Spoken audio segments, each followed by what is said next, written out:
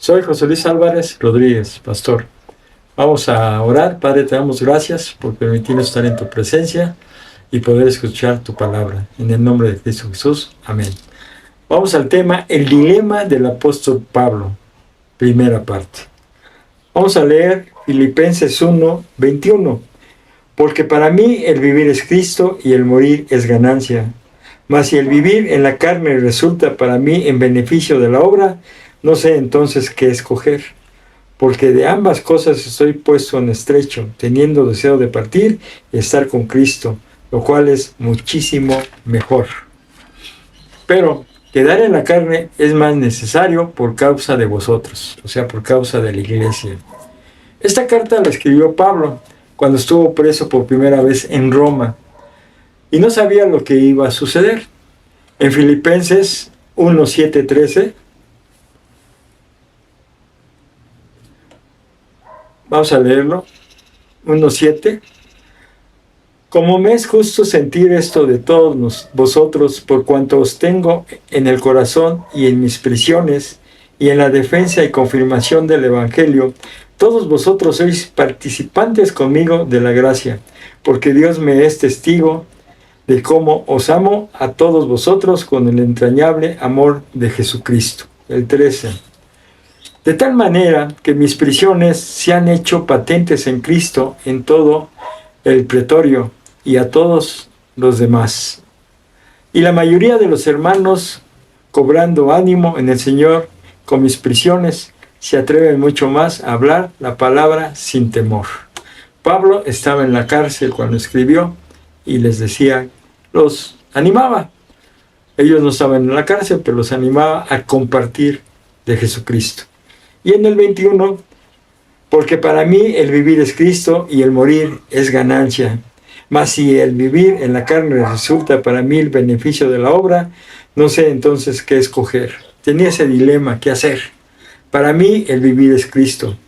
Muchas usan este versículo para decir que Pablo quiere morir y estar inmediatamente con Cristo. No es así.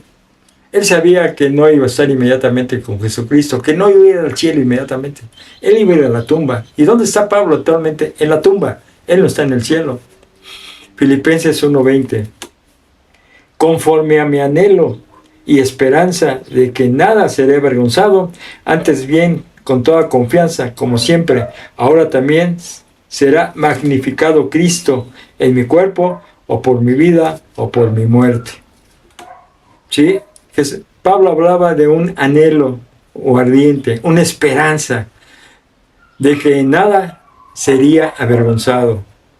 En Romanos 8:19-23 lo comenta. ¿Cuál es el anhelo ardiente y esperanza que quiere Pablo? Que la creación sea liberada de la corrupción y del pecado. ¿Y cuándo va a ser liberada la creación? Lo vemos en 1 Corintios 15:52-53, en la segunda venida de Cristo. El anhelo y esperanza de Pablo no era morir y estar inmediatamente con Jesús, sino la redención de la creación y del hombre en la segunda venida de Cristo. Él va a ir por su iglesia.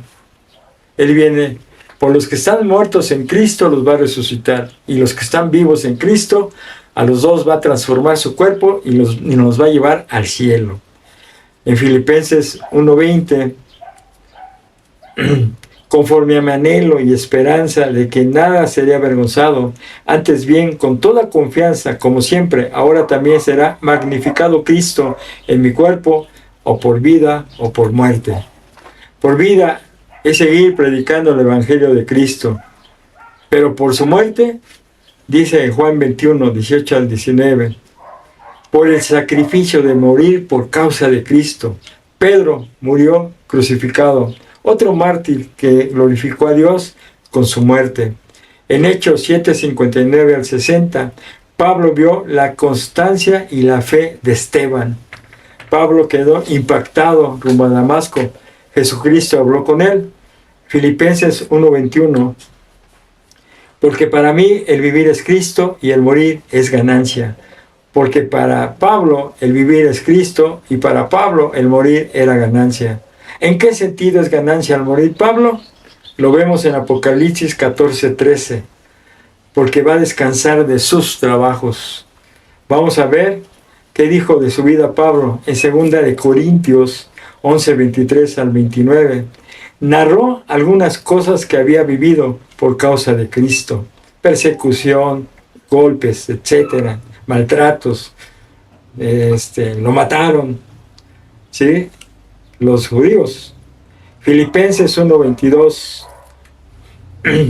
Mas el vivir en la carne resulta para mí en beneficio de la obra. No sé entonces qué escoger. Estaba en ese dilema, o vivir o morir. Pero él deja claro que él vivía para Cristo, y si moría, moría para Cristo. Vivir en la carne para dar frutos a la obra de Dios. También lo vemos en 1 Corintios 15, del 50 al 55. Existencia presente, cuerpo de corrupción, y necesitamos un nuevo cuerpo. Él hablaba de que nuestro cuerpo estaba corrupto. Vamos a ver otros versículos donde se usa la carne. En Hebreos 5:7, Cristo en los días de su carne habla. En Hebreos 2:14, los hijos participaron de carne y sangre. Está hablando de los hijos de Dios. Jesús tenía un cuerpo como nosotros, de carne y sangre, corruptible. Lucas 24:39.